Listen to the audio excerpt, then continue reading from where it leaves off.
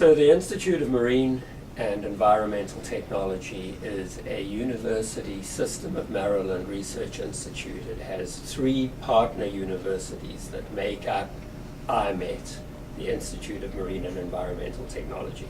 And those partner institutes are the University of Maryland Center for Environmental Science, the University of Maryland Baltimore County, and the medical school, the University of Maryland Baltimore. So a third of our faculty are affiliated with each of those 3 institutes, which means that we have a great deal of expertise to draw on from really diverse research universities to build on the work that we're doing here. And our main aim is to better understand the marine environment and to be able, with that understanding, to use marine resources in a sustainable way going into the future. So what makes the Institute of Marine and Environmental Technology, IMET, unique is that all our faculty take molecular approaches to the work that they're involved in.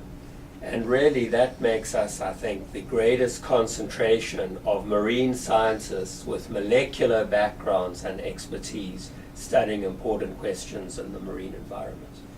So we use cutting-edge technologies, including some of the rapidly developing new sequencing technologies, to address these important questions in the marine environment. We now have the capability to take samples from the Chesapeake Bay and understand everything about the microbiology in those samples, to have a complete inventory of all the microbes present in samples.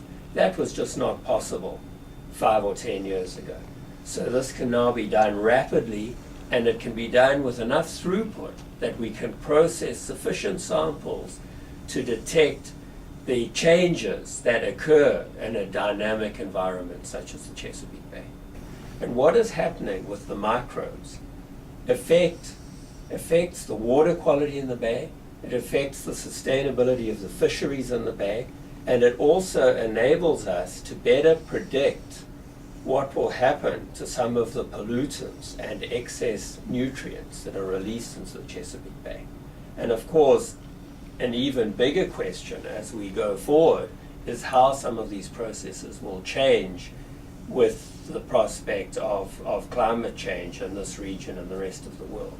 So we can obtain really important baseline data from which we can measure and potentially start to predict future changes so that we can better manage any changes that occur in the ecosystem. We are working in many areas that have great impacts on key problems such as energy and food and maintaining a clean environment.